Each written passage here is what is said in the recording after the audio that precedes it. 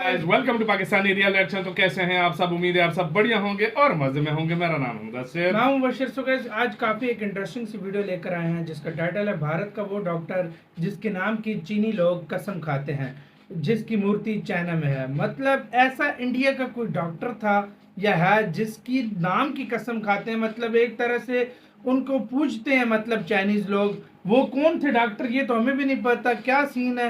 और उधर मूर्ति भी है चाइना में, हालांकि दुश्मन कंट्री है, भारत को समझते हैं चाइनीज, हाँ, लेकिन उधर भी मूर्ति है उसकी। क्या सीन हुआ है सारा वीडियो देखेंगे, काफी इंटरेस्टिंग लग रही है। मिस्टिकल एंड का वीडियो, उनकी वीडियो का लिंक मिल जाएगा आप लोगों को डिस्क्रिप्शन में। काउंट करते हैं स्टार्ट। दोस्तों, भारत और चीन के रिश्ते के बारे में तो हम सब जानते हैं कि कैसे चीन भारत को बिल्कुल ही नहीं देखना चाहता। यहाँ तक कि एशिया में अगर चीन का कोई सबसे बड़ा दुश्मन है तो कोई और नहीं बल्कि भारत ही है। और ये दुश्मनी आज से नहीं बल्कि उस दौर से है जब भारत और चीन के रिश्ते सुधरने की कगार पर थे कि तभी चीन ने धोखा देते हुए भारत पर हमला बोल दिया और भारत के एक बड़े हिस्से को अपने कब्जे में भी ले लिया।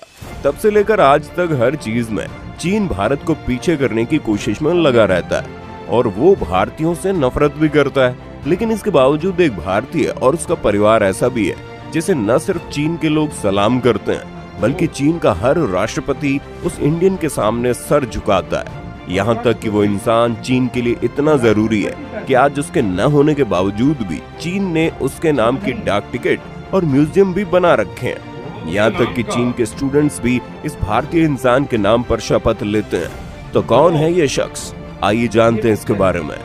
दोस्तों, चीन के एक डॉक्टर हैं जिनको चाइनीज लोग दिहुआ बुलाते हैं, लेकिन उनका असली नाम डॉक्टर द्वारकानाथ कोटनिस है। और आज हम इसी डॉक्टर कोटनिस की बात करेंगे।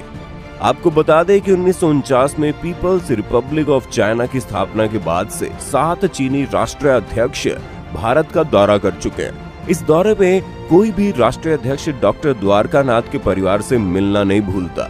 यहाँ तक कि साल 2014 में जब शी जिनपिंग भारत दौरे पर आए थे तब उन्होंने इस परिवार से मुलाकात की थी। जिनपिंग डॉक्टर द्वारकानाथ की बहन से दिल्ली में मिले और झुककर उन्हें नमस्कार भी किया। लेकिन इसकी शुरुआत हुई थी सेकेंड वर्ल्ड वॉर से। द्वितीय विश्व युद्ध WW2 की शुरुआत 1939 में मानी जाती है, लेकिन अगर एशिया महाद्वीप की बात करें तो यहाँ युद्ध की शुरुआत 1937 में ही हो गई थी। दरअसल साल 1937 में चीन और जापान के बीच युद्ध की शुरुआत हुई। ऐसे में चीन तब अमेरिका, ब्रिटेन सहित तमाम देशों से मदद मांग रहा था और इसी दौरान चीन के जनरल जू डे और जवाहरलाल नेहरू के अच्छे संबंध से चीन और दुनिया वाकिफ थी। ऐसे में चीन के राष्ट्रपति ने नेहरू को भी पत्र लिखकर चीन की मदद करने की बात कही। लेकिन 1937 में तो भारत खुद गुलाम हुआ करता था। ऐसे में ये बात साफ थी कि नेहरू मदद करने की हालत में नहीं थे, लेकिन फिर भी वो चीन को भारत के सबसे बड़े पड़ोसी देश के रूप में देखते थे। इसीलिए उन्होंने युद्ध में डॉक्टर्स की कमी को देखते हुए एक मेडिकल मिशन भेजने की बात की। यहाँ ध्यान देने वाली बात यह है कि तब कांग्रेस के अध्यक्ष नेताजी सुभाष चंद्र बोस थे। वे लोग बोस को बहुत मानते थे। इसीलिए नेहरू के कहने के बाद 30 जून 1938 को बोस ने प्रेस के जरिए एक अपील की जिसमें देशवासियों से कहा गया कि कांग्रेस चीन की मदद के लिए एक मेडिकल मिशन भेजना चाहती है। जो लोग वॉलंटियर बनना चाहते हैं आगे आइए। इसका मतलब ये था कि देश की डॉक्टर और मेडिकल फील्ड के लोग इसमें हिस्सा ले सकते थे और ऐसा ही हुआ। इस मिशन में हिस्सा लेने के लिए लोग जुटने लगे और उसी में 10 अक्टूबर 1910 में जन्मे डॉक्टर द्वारकानाथ, जो कि खुद एक मिडिल क्लास महाराष्ट्रियन परिवार से आते थे, उन्होंने भी हिस्सा ले लिया। उस समय वो मेडिकल में पोस्ट ग्रेजुएशन की तैयारी कर रहे थे। डॉक्टर द्वारकानाथ की बहन मनोरमा बताती है कि डॉक्टर कोटनिस दुनिया घूमना चाहते थे और अलग अलग देशों में मेडिकल प्रैक्टिस करने का सपना देखा करते थे। ऐसे में जैसे ही उन्होंने नेताजी की अपील सुनी वो एकदम तैयार हो गए क्योंकि उनका सपना बिल्कुल सामने था। इसके बाद 5 लोगों की एक मेडिकल टीम तैयार हुई जिसमें डॉक्टर द्वारकानाथ के साथ doctor M Atal, doctor Cholkar, doctor BK Basu और डॉक्टर देबाश मुखर्जी शामिल थे। इसके बाद कांग्रेस ने इस मिशन के लिए देश भर से 22,000 रुपए चंदा जमा करके इन 5 डॉक्टर सहित एक एम्बुलेंस चीन के लिए रवाना कर दी और इस तरह चीन में डॉक्टर द्वारकानाथ की एंट्री हो गई। ये डेलीगेशन सबसे पहले वुहान पहुंचा। यहाँ से उन्हें येनान भेजा गया। येनान में इस डेलीगेशन को रिसीव करने वाले लोगों में चीनी क्रांति के जनक माओ जेडोंग और जनरल जू डे भी शामिल थे। एशिया के किसी देश से मदद के लिए पहुंचने वाली पहली टीम थी।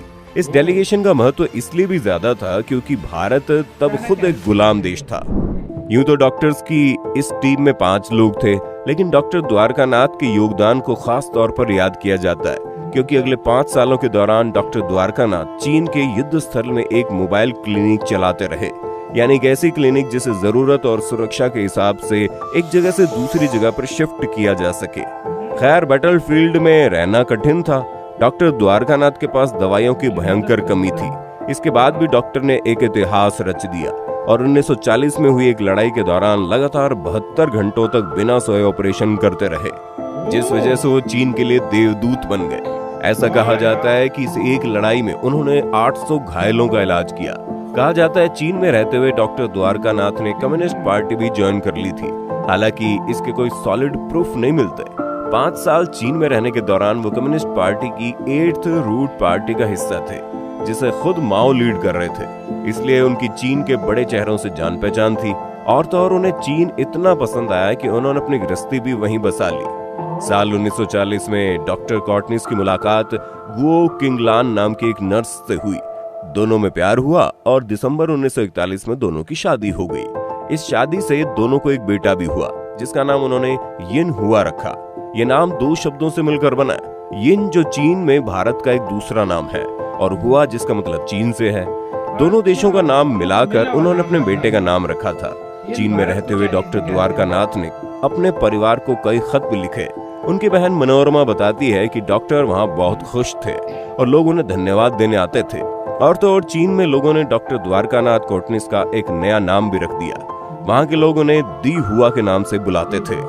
ऐसा कहा जाता है चीन के लोग, वहां की सरकार और वहां के बड़े बड़े लोग उन्हें भारत की तरफ से भेजे गए फरिश्ते के रूप में देख रहे थे। चीन में मिलने वाले आदर सत्कार के बावजूद डॉक्टर का काम काफी ज्यादा कठिन था, जिसका असर उनकी सेहत पर हुआ और दिन रात चीनी सैनिकों की सेवा करने के कारण उनकी खुद की हालत खराब हो गई और दिसंबर 1942 में अपने बेटे के जन्म के सिर्फ 3 महीने बाद ही उनकी मौत हो गई। और इस मौत से चीन को कितना दुख हुआ, ये खुद वहां के सबसे बड़े नेता ने दुख जाहिर करते हुए बताया था। डॉक्टर द्वारकानाथ के निधन पर माओ ने लिखा था कि आज चीन ने अपना एक महान दोस्त खो दिया है। हम उनकी याद को हमेशा अपने दिल में बनाए रखेंगे। और बस फिर क्या था, आज तक चीन ने उनकी याद को मरने ही नहीं दिया। आने वाले सालों में डॉक्टर कॉटनिस हिंदी चीनी भाई भाई का सिंबल बन गए। यहाँ तक कि 1962 भारत चीन युद्ध के बाद भी चीन उन्हें लगातार सम्मानित करता रहा। उनके नाम पर 2 बार टिकट जारी किए गए। उनके नाम पर चीन में एक म्यूजियम, एक मेडिकल स्कूल और एक मेडिकल कॉलेज बनाया गया। कॉटनिस का चीन में इतना सम्मान है कि 2020 में जब भारत चीन संबंध नाजुक दौर से गुजर रहे थे, चीन में उनकी मूर्ति का अनावरण किया गया। उनके नाम से बने एक मेडिकल स्कूल में आज भी बच्चे जब पास होते हैं तो डॉक्टर कॉटनिस के नाम की शपथ लेते हैं। आज भी चीन में कोल्ड फूड फेस्टिवल या चिंगमिंग फेस्टिवल मनाया जाता है। इस त्योहार के दिन हर साल चीन के लोग अपने पूर्वजों की कब्र पर फूल चढ़ाते हैं और उन्हें याद करते हैं। इस दिन चीन द्वारा लड़े गए युद्धों में शहीद हुए लोगों को भी श्रद्धांजलि दी जाती है। खास तौर पर चीन के उत्तर में बसे हिबे प्रांत की राजधानी शीजियाजुआंग में यहाँ एक शहीद स्मारक पार्क बना हुआ है। इस शहीद स्मारक पार्क में बनी कई कब्रों में से एक पर उसी भारतीय डॉक्टर का नाम है, यानी आज उसे चीन में एक शहीद का दर्जा मिला हुआ है। अब यहाँ पर एक सवाल और उठता है कि डॉक्टर की पत्नी का क्या हुआ। तो आपको बता दें, उनकी पत्नी ने दूसरी शादी कर ली, लेकिन जब भी उन्हें मौका मिला वो भारत दौरे पर जरूर आई। आखिरी बार साल 2006 में वो चीनी राष्ट्रपति हू जिताओ के साथ भारत आई थी और यहाँ डॉक्टर द्वारकानाथ के परिवार से भी मिली थी। इसलिए आज चीन में द्वारकानाथ एक बहुत ही जरूरी शहीद के रूप में देखा जाता है। और तो और उनकी इस जिंदगी पर 2 फिल्में भी बन चुकी हैं। इसलिए आज पूरा चीन द्वारकानाथ के एहसानों को नहीं भुला सका। आपको डॉक्टर की ये कहानी कैसी लगी? हमें यार मजा आ गया यार, मुझे नहीं पता था एक इंडियन बंदा है कि वाकई में मुझे खुद नहीं पता था। और मुझे 3 दिन लगातार उस बंदे ने ऑपरेशन किए और सोया भी नहीं है। और भाई मुझे गूज़बम्प उधर मिले ना जब वो मैंने सुना कि 7 बार जो चाइनीज प्रेसिडेंट आए ना वो उनकी फैमिली से मिले और झुक के उनको मिले और कस्में खाई जाती है इनकी आज तक के जब शपथ ली जाती है, और कोई भी बड़ा इस तरह का कोई त्योहार हो, उनकी मतलब कब्र पे आकर हो जो है ना उनकी वाइफ, जाहिर बात है यार शादी करनी थी, क्योंकि साल बाद 3 महीनों का बेटा था शायद तो उसके बाद वो चल बसे थे। वो फिर भी आई है, मतलब प्रेसिडेंट के साथ आके मतलब इधर मिली भी थी। और मतलब एशिया में सबसे पहले देख लो, इस बात से आइडिया लगा लो, इंडिया ही गया था मदद के लिए। इंडिया हमेशा मदद पहले भेजता है, ये बात माननी पड़ती है। और इंडियन जहाँ पर भी जाते हैं लगन से काम करते हैं और अगलों के दुख को अपना दुख बना लेते हैं। ये बात इंडियंस की मुझे सबसे ज्यादा भाई पसंद है यार। मजा आ गया गाइस। आप लोग बताएं, आप लोगों का क्या कहना है, क्या कमाल मूवी थी यार। इधर ही वीडियो खत्म करते हैं, अपना बहुत ज्यादा ख्याल। इधर ही वीडियो ही खत्म कर रही था। मैं भाई सोच रहा था इले के बारे में यार, वो मतलब इस तरह के भी लोग थे यार। बिल्कुल। सो गाइस इधर वीडियो खत्म करते हैं, अपना बहुत ज्यादा ख्याल रखना। तो यार बाय।